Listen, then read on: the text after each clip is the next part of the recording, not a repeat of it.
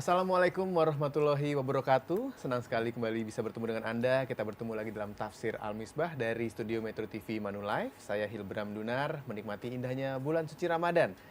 Tidak ada salahnya kalau Anda terus bersama kami selama 1 jam ini. Di studio sudah ada Pak Quraisy siap tentunya. Assalamualaikum Pak Quraisy. Waalaikumsalam warahmatullahi wabarakatuh. Dan tamu kita adalah Caca Frederica. Gila. Ca, apa kabar Ca? Baik, alhamdulillah. Assalamualaikum, Kak. Ca. Waalaikumsalam. Kalau kemarin diundang ke sini belum menikah, sekarang sudah menikah, alhamdulillah. Nanti kita lihat perbedaan pertanyaan dari Caca. Tahun lalu sama sekarang. Sama ya, Ca, ya? sekarang. Baik, di kesempatan kali ini kita akan membahas mengenai masih surat Asy-Syu'ara, akan dimulai dari ayat ke-105, di mana ini akan menjelaskan mengenai Nabi Nuh dan penjelasan terhadap kaumnya. Silakan Pak Quraisy. Baik. Bismillahirrahmanirrahim. A'udzubillahi minasyaitonirrajim. Kita akan bicara tentang Nabi Nuh. Sudah selesai Nabi Musa, kemudian Nabi Ibrahim, sekarang Nabi Nuh. Ayat ini berkata, renungkanlah, wahai Nabi Muhammad, wahai umat manusia, saat-saat ketika kaum Nabi Nuh itu mendustakan para rasul, mendustakan para rasul. Adam itu nabi, Oh, Nuh rasul pertama. Tetapi anehnya atau yang menjadi tanda tanya, mengapa di sini dikatakan kaum Nuh mendustakan rasul? Padahal yang didustakan kan cuma satu. Nah, jawabannya bahwa mendustakan satu nabi sama dengan mendustakan semuanya. Karena nabi itu utusan Allah, rasul itu utusan Allah. Jika Anda mendustakan satu utusan Allah, itu sama dengan mendustakan Allah dan mendustakan semua utusan. Itu satu. Yang kedua, Nabi Nuh ini tinggal berdakwah di tengah kaumnya dalam waktu yang amat lama.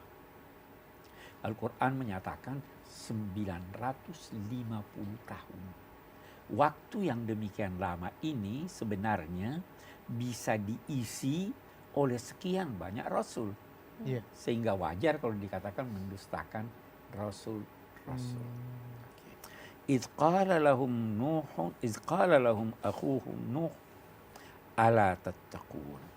Renungkanlah ketika saudara mereka, yakni Nabi Nuh, tidakkah wajar kalian itu bertakwa? Jadi Nabi Nuh ini, semua nabi sebenarnya begitu, mengajak ayo bertakwa, ayo bertakwa, ayo bertakwa. Yang kita ingin garis bawahi di sini adalah pernyataan ayat ini yang menyatakan ketika Nabi Nuh yang merupakan saudara mereka berkata, tidakkah kalian bertakwa? Yang ingin saya garis bawahi, persaudaraan itu hanya seagama? Tidak. Tidak, Hanya sebangsa? tidak. Bisa sekemanusiaan. Iya. Jangan pernah beranggapan bahwa saudara Anda hanya yang seagama dengan Anda. Yang tidak percaya pun pada Anda itu saudara Anda. Nah, karena itu persaudaraan bermacam-macam. Bisa persaudaraan seketurunan. Kalau seketurunan bisa seibu sebapak. Iya. Bisa seibu saja. Bisa. Bisa sebapak saja. Bisa. Bisa sesuku. Bisa. Bisa, iya. Jadi dasarnya begini, kalau kita mau dalam bahasa Al-Quran, saudara itu pada mulanya berarti yang memiliki persamaan dengan Anda. Jadi kalau semakhluk, kita sama-sama makhluk. Iya. Kucing itu saudara dengan kita. Nah, di sisi lain dalam bahasa Indonesia, sementara orang berkata saudara itu asalnya seudara. Kucing seudara dengan Anda atau tidak? Iya. Kalau begitu saudara Anda. Oh. Nah di sini, iz qala lahum akhuhum, saudara mereka Nuh, tidakkah kalian wajar bertakwa kepada Allah? Walaupun mereka itu membangkang Nabi Nuh, Al-Quran menamai dia saudara mereka. Inni lakum rasulun amin. Aku ini, kata Nabi Nuh, adalah utusan Tuhan yang terpercaya. Tuhan percaya saya. Mestinya kalian juga percaya saya. Seorang rasul itu, seorang pemimpin itu, salah satu syarat utamanya harus terpercaya. Fattaqullaha wa ati'un, maka bertakwalah kepada Allah dan patuhlah kepadaku. Aku tidak meminta sedikit upah pun dari upaya saya untuk memberi petunjuk menyampaikan ini, tapi yang saya harapkan adalah anugerah dari Tuhan seluruh sekalian alam. Maka sekali lagi bertakwalah kepada Allah dan taatlah kepadaku. Nah, apa jawab kaumnya? Qalu anu'minu laka wattaba'akal arzalun. Hai Nuh, apakah wajar kami mengikuti kemauanmu sedang pengikut-pengikutmu itu adalah gembel, orang-orang hina. Bisa saja orang miskin, orang yang bukan bangsawan, kalau menjadi pengikut, saya bisa percaya kalau pengikut itu memiliki kepribadian yang wajar dihormati. Jadi beda kan? Jadi jangan menghormati orang karena kebangsawanannya, karena kekayaannya. Jangan menghina orang karena kemiskinannya. Itu Nabi Muhammad sangat hebat. Saya bisa berkata begitu. Kenapa? Pengikutnya hebat-hebat. Coba lihat itu Sayyidina Abu Bakar. Hebatnya. Coba lihat itu Sayyidina Umar. Dianggap orang yang punya pengaruh yang sangat besar. Itu yang ikut sama Nabi. Jadi saya lihat dari pengikutnya. Bukan karena dia miskin. Nah, itu. Maka jawab Nabi Nuh, qala wa ma ilmi bima kanu ya'malun. Saya tidak tahu menahu, saya tidak ingin mengaitkan apa yang dilakukan oleh pengikut-pengikutku itu. Apakah dia miskin atau tidak. Yang jelas dia tulus mengikuti saya. Dulu juga zaman Nabi Muhammad begitu. Kami mau beriman, tetapi kami tidak mau ada orang-orang miskin ini ada di samping kami. Sekarang ada yang begitu ya. Kalau tidak pakai mobil yang mewah, tidak pakai pakaian yang mewah, oh itu jangan deh, jangan masuk di sini. Berkelompok-kelompok. Nah, kita tidak boleh membedakan seseorang karena kekayaan atau kemiskinannya. Kita tidak boleh kebangsawanannya, siapapun. Yang kita lihat adalah kepribadiannya. In hisabuhum illa ala rabbi lau tash'urun. Perhitungan menyangkut mereka tulus atau tidak tulus, miskin atau tidak miskin, yang memperhitungkan itu hanya Tuhan semata-mata. Seandainya kalian memiliki rasa. Kita akan jelaskan nanti mengapa dikatakan memiliki rasa. Bukan dikatakan kalau kalian memiliki akal, tapi memiliki rasa. Lau tash'urun. Berarti ada perbedaan antara akal dan rasa. Ada perbedaan antara Baik, kita akal akan dan rasa. segera ketahui bedanya apa dan kenapa harus memiliki rasa. Jangan kemana-mana, kami akan segera kembali tentunya dalam Tafsir Al-Misbah. Kalau kita mau lebih merinci, ilmu itu dasarnya akal. Iman itu dasarnya hati. Akhlak itu hati.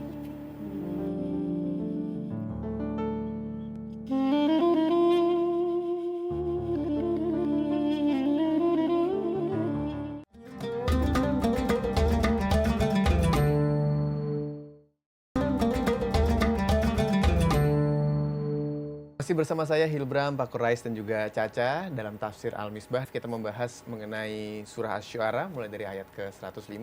Tadi sebelumnya Pak Quraish menjelaskan bagaimana begitu lama waktu Nabi untuk menjelaskan atau menyebarkan agama Islam 950 tahun.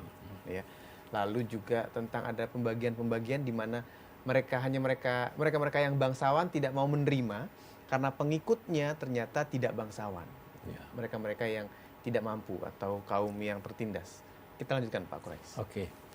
Terakhir tadi kita katakan bahwa ayat ini berkata bahwa perhitungan menyangkut mereka yang miskin, yang hina dina itu jangan kita yang melakukan perhitungan. Jangan bedakan antara yang kaya dan yang miskin, yang bangsawan dan yang orang biasa. Itu semua Allah yang memperhitungkan. itu seandainya kalian mempunyai rasa, pasti kalian akan menerima. Ini tadi. Nah, di sini dia katakan rasa. Ada rasa, ada rasio. Dua-duanya bisa menjadi alat pengetahuan. Orang berkata orang timur itu seringkali menekankan rasa. Orang barat menekankan rasio. Rasio. Ya kan? Itu katanya Descartes berkata, saya berpikir jadi saya wujud. Jadi dia kaitkan bukti wujudnya karena dia bisa berpikir. Ya. Nah, kalau kita orang timur seringkali kita tidak berkata I think, tapi I feel. Saya rasa begini. Jadi dua cara pendekatan. Dua-duanya wajar.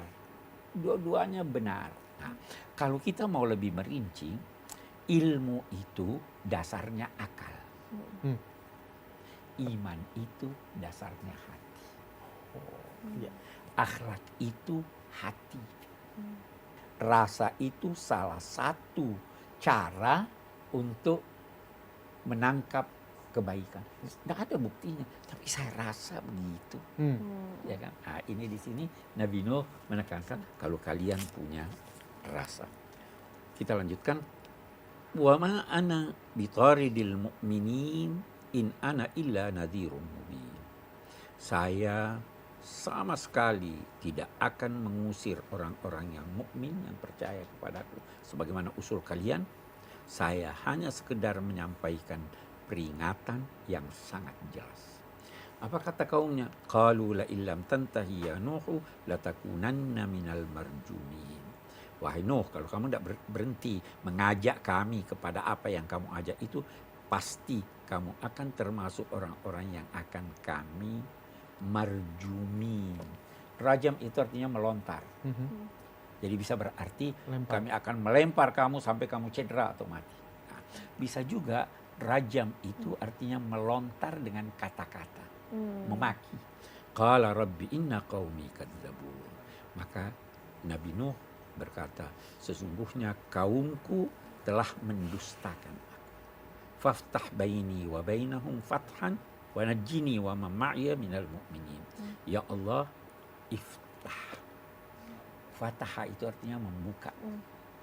Orang yang tertutup pikirannya, kalau tercerahkan itu berarti terbuka pikirannya. Nah, jadi di sini Nabi Nuh berkata, iftah baini wa baina qaumi.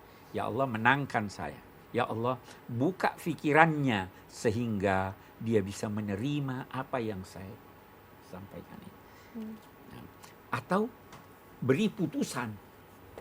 Siapa yang benar, siapa yang salah. Wa najjini wa man ma'iya minal mu'minin. Maka selamatkan saya bersama orang-orang yang bersama saya, orang-orang mukmin itu. Maka Allah menyelamatkannya bersama siapa yang bersama dia di dalam perahu yang penuh. Perahunya ini penuh. Semua yang beriman masuk di perahunya. Yang percaya. Yang percaya. Banyak kisah itu menyangkut siapa aja yang ditampung. Iya, yang kan naik ke banyak naik ceritanya itu. katanya. Karena semua sepasang-sepasang. Binatang pun ada. Manusia ada, segala yang sepasang. Mengapa? Karena Allah akan menjadikan wilayah ini binasa. Memang berbeda pendapat ulama. Apakah ketika itu seluruh dunia banjir? Ataukah itu hanya banjir di daerah tertentu daerah? saja?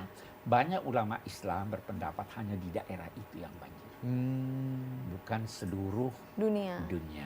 Tapi ada kesan di perjanjian lama bahwa seluruh dunia banjir. Diakhiri dengan firman Allah, "Tsumma aghraqna ba'dul baqin." Setelah mereka kami selamatkan di itu, atau setelah mereka itu naik ke perahu, Allah Subhanahu wa taala menenggelamkan apa yang tidak berada di dalam perahu itu. Sesungguhnya pada hal yang demikian itu ada bukti, tetapi sebagian besar mereka tidak mau percaya, dan sesungguhnya Tuhanmu itu adalah Dia yang maha perkasa lagi maha penyayang. Saya kira itu. Ya, baik, sebentar lagi akan saya kasih kesempatan untuk Caca bertanya. Udah gatel. Udah kenal pengen nanya, dan juga kita mungkin ada pembahasan lebih lanjut dari Pak Quraish. Jadi jangan kemana-mana, kami akan segera kembali dalam Tafsir Al-Misbah. Kalau orang dapat musibah, itu ajaran yang diajarkan oleh Nabi Muhammad, oleh Al-Quran adalah mengucapkan innalillahi wa inna ilaihi raji'un. Ya kan? Ya. Itu tidak diajarkan pada nabi-nabi yang lalu.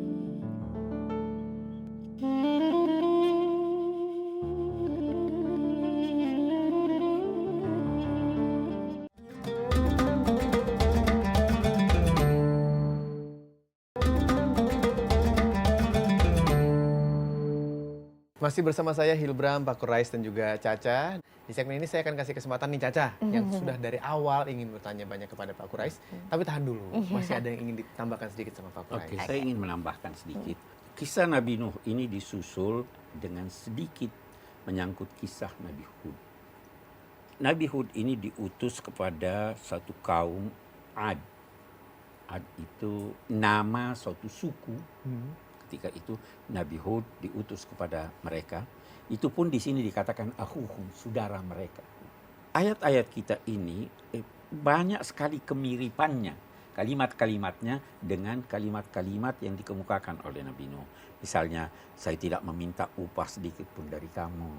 Misalnya dia katakan, tidakkah kamu ingin bertakwa? Saya ini rasul yang terpercaya, persis sama.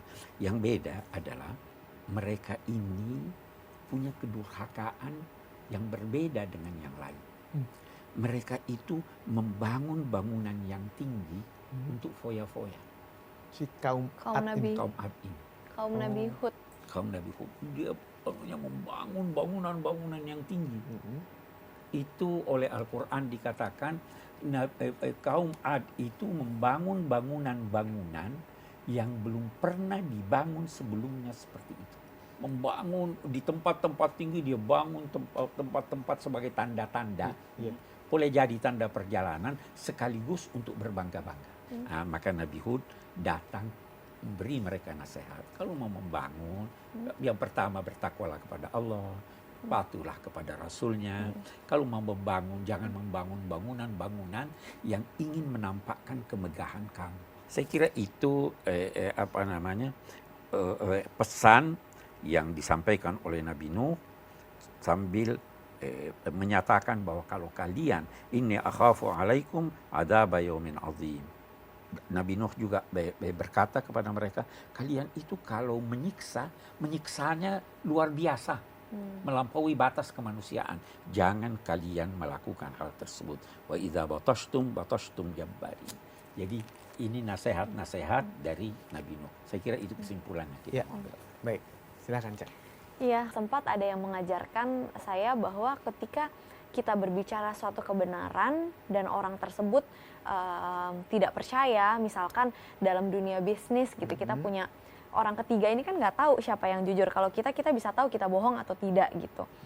Tapi apakah benar ketika kita mengucap atau membaca doa yang pernah dibaca oleh Nabi Nuh ketika membuat kaumnya ini beriman, membuat kaumnya ini percaya tentang apa yang dia ucapkan, itu juga sebenarnya sekarang doa-doa itu bisa kita ucapkan gitu. Insya Allah, Allah benar-benar menunjukkan apakah kita yang benar atau memang kita yang salah gitu. Semua ajaran nabi-nabi sebelumnya, semua doa, bahkan praktek-praktek keagamaan yang dilakukan oleh nabi-nabi sebelumnya, yang pertama itu semua bersumber dari Allah. Kalau tidak bersumber dari Allah tetapi mereka laksanakan, maka itu juga berarti baik. Karena mereka orang baik. Sunnah-sunnah misalkan. Sunnah-sunnahnya, kita namai sunnah.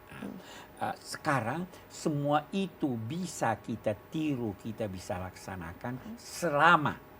Syaratnya selama tidak ada penjelasan dari Nabi bahwa apa yang mereka lakukan itu sudah dibatalkan. Misalnya Saya beri Anda contoh. Sunat. Itu Nabi Ibrahim yang ajarkan.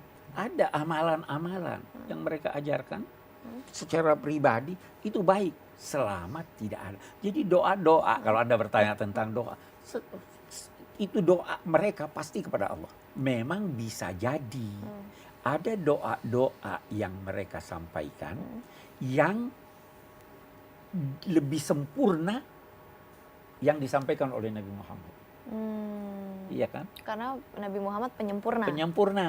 Nah, sehingga ketika itu walaupun tidak terlarang mengucapkan kalimat-kalimat doa-doa itu, tetapi sebaiknya kita gunakan yang ini. Satu contoh, kalau orang dapat musibah, itu ajaran yang diajarkan oleh Nabi Muhammad, oleh Al-Quran adalah mengucapkan innalillahi wa inna ilaihi raji'un. Ya kan? Ya. Itu tidak diajarkan pada nabi-nabi yang lalu. Nabi Yakub waktu kehilangan anaknya, dia berkata, wa asafa ala Yusuf. Aduhai, alangkah sedihnya aku menghadapi hilangnya Yusuf.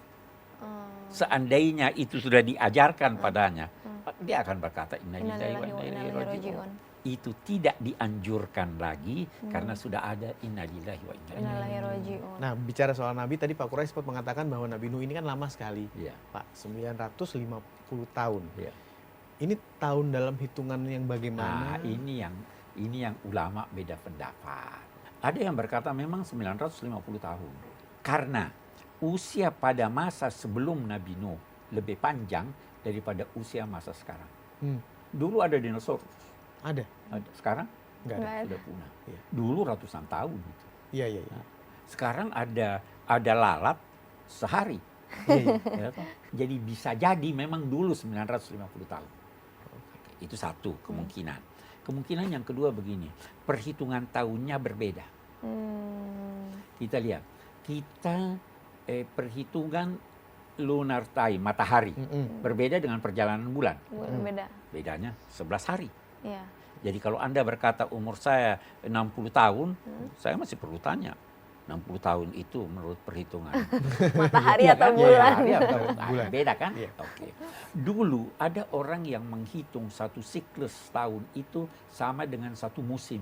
Kalau di Timur Tengah itu musimnya 4. Ada 4. Jadi setahun 4 musim. 4 sama tahun. dengan 4 tahun. 4 tahun. Kalau 950 tahun itu hanya 200 Iya. sekian tahun. Dibagi Iya 4. kan? Nah, jadi itu beda-beda. Ada lagi yang berkata tidak perlu kita tahu persis berapa lamanya. Tapi itu pasti masa yang lama. Berapa persis kita bisa beda pendapat. Saya Iya. kira. Baik, terima kasih Pak Kurais. Ca, tahan dulu Iya. Ca, pertanyaan berikutnya ya. Kami akan segera kembali, jangan kemana-mana, tetap saksikan Tafsir Al-Misbah. Istri itu pakaian buat kamu, tapi kamu juga pakaian buat dia. Ya. Jadi kan Setara. selevel nih. Iya, betul. Jangan lantas berkata, rijalu qawwamuna. Memang laki-laki, suami memimpin. Tapi kepemimpinannya bukan kepemimpinan sewenang-wenang.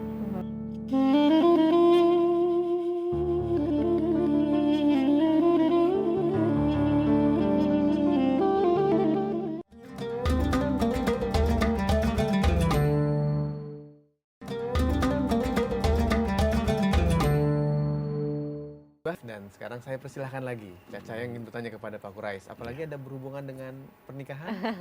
Tahun lalu kami undang masih belum menikah. Iya. Tahun ini udah punya suami. Iya. Alhamdulillah. Iya. Silakan Ca. Aku mungkin kalau mau nanya, benar nggak sih Pak Kurais? Mungkin kalau misalkan kita kepada suami itu memang harus taat kepada suami, tapi kita berbakti kepada orang tua. Beda arti kata taat dan berbakti itu bagaimana? Terhadap orang tua kita berbakti. Bakti itu bukan lawan dari tidak durhaka. Kalau Anda hanya tidak durhaka, Anda belum berbakti. Tapi bakti itu memberikan sekuat kemampuan apa yang wajar dan yang menyenangkan kedua orang tua. Ya kan? Patuh itu berkaitan dengan perintah dan tanggapan pada perintah. Kalau Anda memenuhi apa yang diperintahkan itu berarti Anda taat. Kita tidak berbakti pada Tuhan. Kita berbakti pada ibu bapak. Oh ya. Gitu.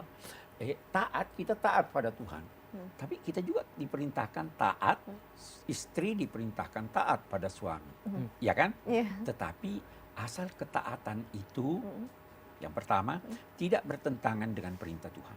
Jadi ketaatan, kepatuhan kepada manusia itu harus diukur. Apakah ini tidak bertentangan dengan perintah Tuhan? Dan yang kedua, kata sementara ulama, apakah ini tidak mencabut hak-hak seseorang? Ya kan? Kenapa Allah menyebutkan istri harus taat kepada suami bukan berbakti kepada suami? Karena levelnya sama. Antara? Antara suami istri, dua-duanya sama. Oh, ya. Kalau orang tua Iya, lebih gitu ya, Pak Quraisy. Ya, iya. kalau orang tua memang lebih. Orang tua sebab kehidupan Anda. Oh, iya. Ya toh? Ya. Kalau suami istri, ba'dukum min ba'd, kata Al-Quran. Sebagian kamu dari sebagian yang lain. Hunna libasun lakum wa antum libasun lahunna. Istri itu pakaian buat kamu, tapi kamu juga pakaian buat dia. Ya. Jadi kan Setara. selevel nih. Ya, betul. Jangan lantas berkata, rijalu qawwamuna, memang laki-laki, suami memimpin.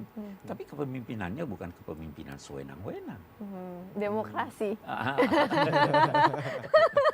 Demokrasi. Ya, menyambung deh dari pertanyaan Caca, Pak Quraisy. Jadi kan dikatakan kalau tidak melanggar aturan dari Tuhan berarti tidak apa-apa. Ya. Kalau permintaannya misalnya suami melarang istri bekerja, suami melarang istri bertemu dengan teman-teman tertentu, orang-orang tertentu, tapi bukan yang jelek-jelek ya, pokoknya dia hanya tidak ingin. Lalu suami ingin ini dan ingin itu, meminta kebutuhan ini, kebutuhan itu, semua harus dilayani. Tidak bertentangan dengan peraturan agama. Apakah istri boleh mengatakan tidak? kita lihat apa yang dituntutnya itu wajar atau tidak. Nah itulah, kalau tidak wajar, itu sebabnya sebenarnya dalam kehidupan rumah tangga yang diperintahkan agama adalah musyawarah. Berarti istri boleh menjawab, Boleh dong. berargumen. Boleh berargumen, boleh marah sama suami. Tapi kata-katanya harus yang halus. Suami pun harus kata-katanya yang halus. Itu dulu pernah Nabi istri-istri beliau sepakat minta uang tambahan belanja. Kata Nabi, saya tidak sanggup. Kalau memang kalian bertahan, kita cerai. Mereka tidak mau.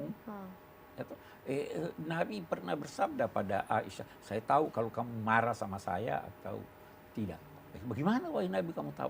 Dia bilang, kalau kamu marah, kamu berkata demi Tuhan Ibrahim.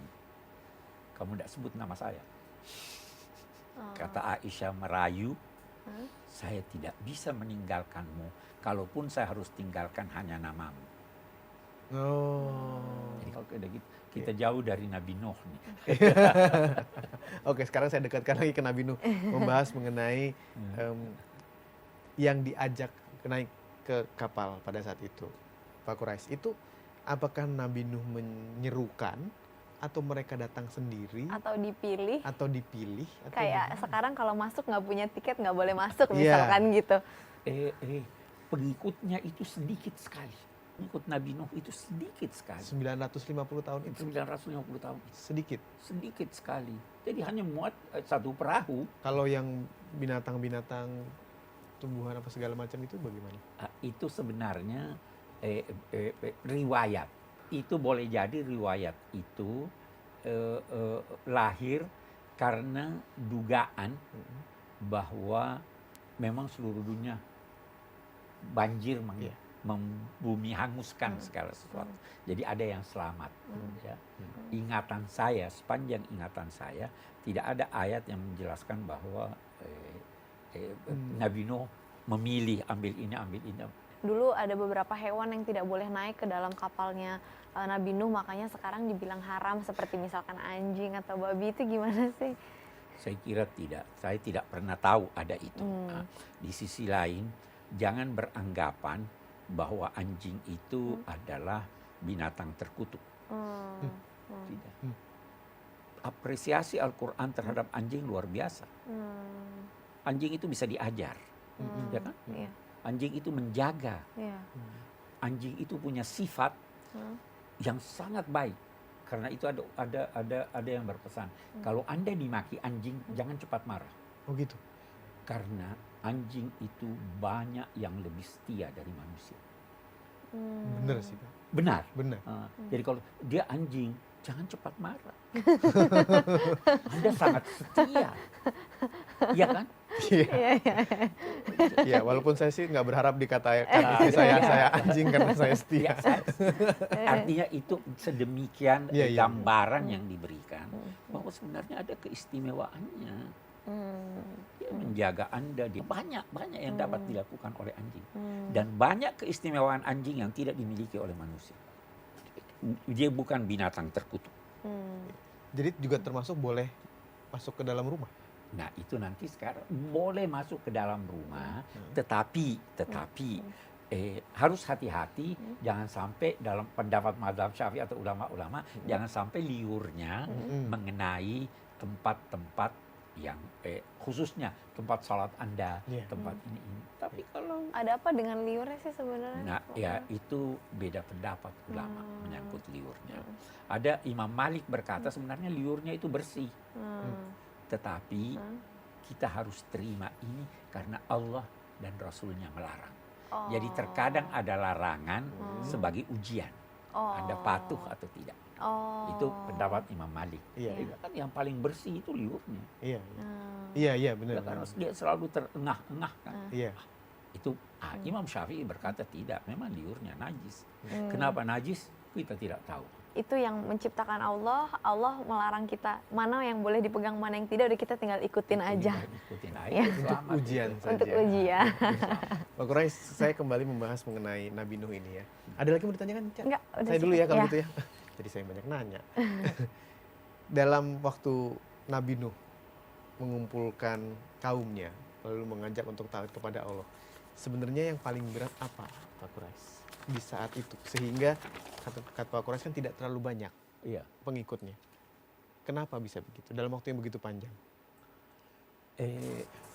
Sekarang begini kita lihat.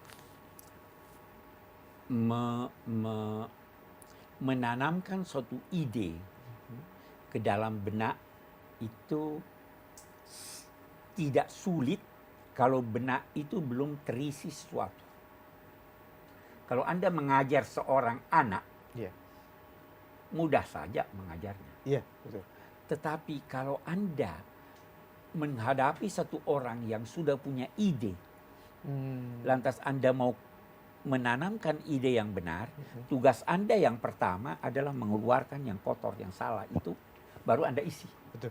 Ya toh? Ya. Nah, kalau ide yang ada dalam benak tingkat kedua ini, itu disertai dengan kepercayaan bahwa itu benar karena dilakukan oleh orang tua, oleh orang yang dikagumi, oleh ustadz yang dipercaya, itu lebih sulit lagi. Tradisi. Iya. Meninggalkan tradisi itu tidak mudah. Nah, Nabi Nuh menghadapi ini di tengah masyarakat yang memang dengan tradisinya itu. Iya. Pikirannya belum terbuka. Makanya Jadi yang sulit. Sekarang pun begitu. Ada orang-orang yang sudah punya ide-ide yang dipercaya bahwa ini benar, bawa hadis, bawa ayat, sulit sekali diyakinkan. Tapi kalau orang baru masuk Islam diyakinkan lebih mudah. karena kertas seperti kertas kosong ya. Iya. Seperti Ya, kertas. mungkin itu karena Kita terusin sebentar lagi, Ca. Oke. Pengen nanya lagi kan? Iya. Jangan kemana-mana, kami akan segera kembali. Tetap saksikan Tafsir Al-Misbah. Jadi cara kita melarang bukan memaksa, tetapi jangan siapkan sarananya. Memberantas kemungkaran itu tidak boleh mengakibatkan kemungkaran yang lebih besar.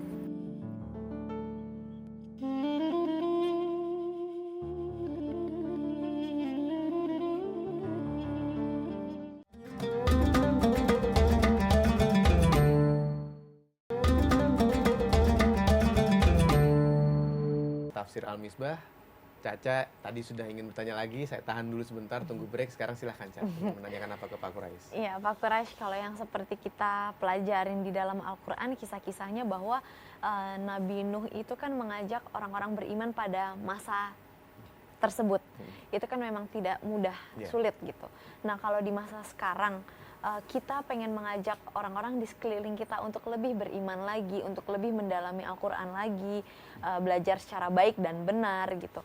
Tapi itu kadang-kadang susah gitu, kita suka dibilang, ah kamu so islami atau gimana gitu. Nah itu bagaimana ya Pak Quraisy? Jangan mau terpengaruh dan berhenti berusaha hanya karena dilecehkan atau diejek. Hanya mungkin perlu memvariasikan cara.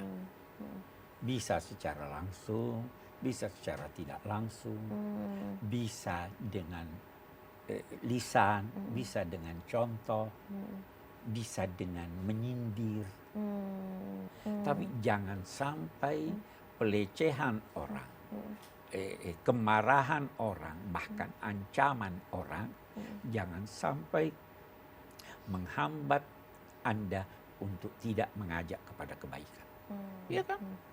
Tapi boleh dipaksa nggak Pak Quraisy? Tidak boleh dipaksa. Tidak boleh. Tidak boleh. Walaupun untuk kebaikan. Engkau hanya menyampaikan, in ana illa nadhir. Saya hanya menyampaikan peringatan. Saya tidak kuasa untuk memaksakan. Karena Allah pun tidak, walaupun kuasa memaksa, dia tidak mau paksa. Kenapa Anda mau lebih bersemangat dari Tuhan? Ya kan? Tuhan berkata, siapa yang mau beriman silahkan, siapa yang tidak mau beriman silahkan. Ya kan, ada tahu? Iya. Contohnya mungkin ada beberapa larangan-larangan yang Allah sudah jelas melarang. Misalkan Allah melarang berzina, melarang meminum khamar. Tapi sekarang banyak orang yang meminum alkohol. Didiamkan sama Allah, tidak langsung Tidak langsung di ini. Tetapi beri azab. kita harus mengingatkan bahwa itu tidak boleh. Pemerintah atau kalau kita punya wewenang harus menjaga agar itu jangan ada. Jadi cara kita melarang bukan memaksa. Tetapi jangan siapkan sarananya.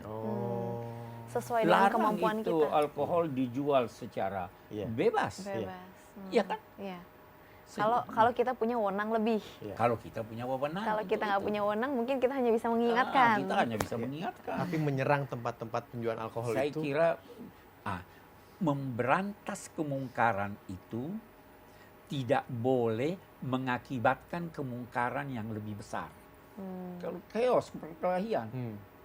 Pokoknya Anda mau menegur satu orang, tapi dia akan teguran Anda akan menjadikan dia lebih buruk lagi. Tidak usah. Anda akan menegur seseorang atau mengajak seseorang kepada kebaikan, tetapi ajakan Anda itu menimbulkan perpecahan. Lebih baik tidak. Lebih baik tidak. Jadi kita harus lebih pintar berstrategi. Ya, itu semuanya itu ada hikmah. Itu jadi berdakwah itu ada strateginya. Jangan sampai berdakwah mengajak kepada kebaikan itu menimbulkan sesuatu yang lebih buruk daripada apa yang ingin dilakukan. Ya toh? Paham. Terima kasih Pak Quraisy, indah sekali yang barusan itu. Baik, kita bisa masuk pada kesimpulan. Pak. Kita masuk pada kesimpulan. Yang pertama tadi, walaupun kaum Nabi Nuh itu hanya mendustakan Nabi Nuh, tetapi ayat yang kita tafsirkan tadi menggunakan bentuk jamak. Para nabi itu, kata Nabi Muhammad, para nabi itu bersaudara. Ayahnya satu, ibunya bermacam-macam. Saudara tiri. Ayahnya digambarkan itu Allah. Ibunya itu syariatnya. Saudara. Kiasan ya Iya, itu ya? kiasan. Oke, jadi sama semuanya. Itu memang beda dengan ajaran Isa, beda dengan ajaran Nabi Muhammad, beda dengan, tetapi itu semua bersumber dari ayah, dalam dua tanda petik ayah yang sama. Yang diperintahkan oleh para nabi untuk diikuti adalah tuntunan agama. Namun pada hakikatnya semua yang diperintahkan nabi, walau bukan perintah agama atau walau tidak secara tegas mereka perintahkan, demikian juga perbuatan yang mereka lakukan, maka itu pun sebaiknya dipatuhi dan diteladani. Walaupun ini begini, teladani aja. Walaupun bukan perintah agama. Nabi Nuh tidak membantah secara langsung bahwa pengikutnya seperti yang dilukiskan oleh mereka yang tidak beriman. Dia tidak bantah bahwa itu. Ini karena memang beliau hadapi adalah masyarakat yang tidak beragama yang menjadikan kekayaan dan kedudukan sosial sebagai tolok ukur kemuliaan. Namun beliau menjelaskan secara tersirat bahwa tolok ukur kemuliaan itu di sisi Allah bukanlah sebagaimana tolok ukur mereka. Jangan, oh ini mulia karena pakaiannya, ini mulia karena pangkatnya, ini mulia. Tidak, bukan itu. Jika Anda telah berusaha mengetuk segala pintu dan belum juga ada pintu yang terbuka, maka kembalikan persoalan kepada Allah Subhanahu wa Ta'ala. Sama Nabi Nuh kan? Oke, kita lihat. Kecaman kepada siapapun yang membangun dengan tujuan berbangga-bangga dan tanpa ada kebutuhan, tetapi sekedar mengikuti keinginan nafsu yang mengakibatkan pengabaian kehidupan ukhrawi dan semacamnya. Itu sebabnya ada yang mengecam bangunan yang tinggi-tinggi tidak ada gunanya. Kalau saya tidak ingin, saya tidak sepenuhnya sepakat, tetapi boleh jadi ada benarnya. Orang yang mengecam, kenapa ada jam yang begitu tinggi di Mekah? Iya. Untuk apa itu? Untuk menunjukkan Menunjukkan waktu. kejayaan. Sekarang mudah sekali. Jam tangan pun orang sudah tidak pakai kalau punya handphone. Iya, betul. Saya tidak ingin mengecam itu, tapi kalau itu maksudnya adalah maksud baik, kita tidak tahu apa niatnya. Tetapi itu bisa jadi. Kalau tujuannya ingin berbangga-bangga. Menunjukkan kemewahan. Anda bangun rumah, Anda bangun kuburan, berbangga-bangga. Iya. Enggak benar. Iya, iya. Itu kuburan, bukan untuk orang mati. Ya kan? Iya.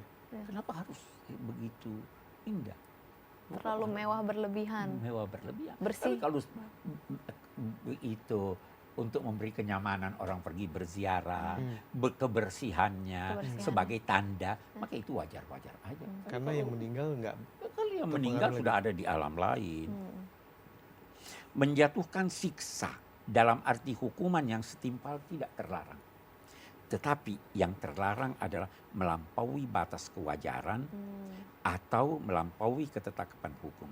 Karena itu Al-Quran menilai pelampauan batas dalam berperang seperti mencincang tubuh lawan, membunuh warga sipil, orang tua, wanita dan anak-anak, menebang pohon dan membumi hanguskan kota, itu semua merupakan agresi dan penganiayaan. Nah, sekarang ini kalau kita lihat YouTube itu mengerikan ya. Iya. Itu bukan ajaran agama. Para nabi, demikian juga pemimpin masyarakat, hendaknya memiliki belas kasih terhadap masyarakatnya, antara lain takut jangan sampai mereka ditimpa bencana. Jadi dia harus berusaha jangan sampai masyarakat saya ditimpa bencana ini. Saya kira itu beberapa petunjuk. Ya, baik, terima kasih kalau gitu Pak Quraisy. Ya, Caca terima kasih. Ca. Terima kasih juga Kak. Nanti datang lagi ya Ca. Iya. Baik, terima kasih untuk Anda sudah menyaksikan Tafsir Al-Misbah. Jangan lupa sepanjang Ramadan ini terus saksikan Metro TV, terus saksikan Tafsir Al-Misbah. Saya Hilbram Dunar, wassalamualaikum warahmatullahi wabarakatuh.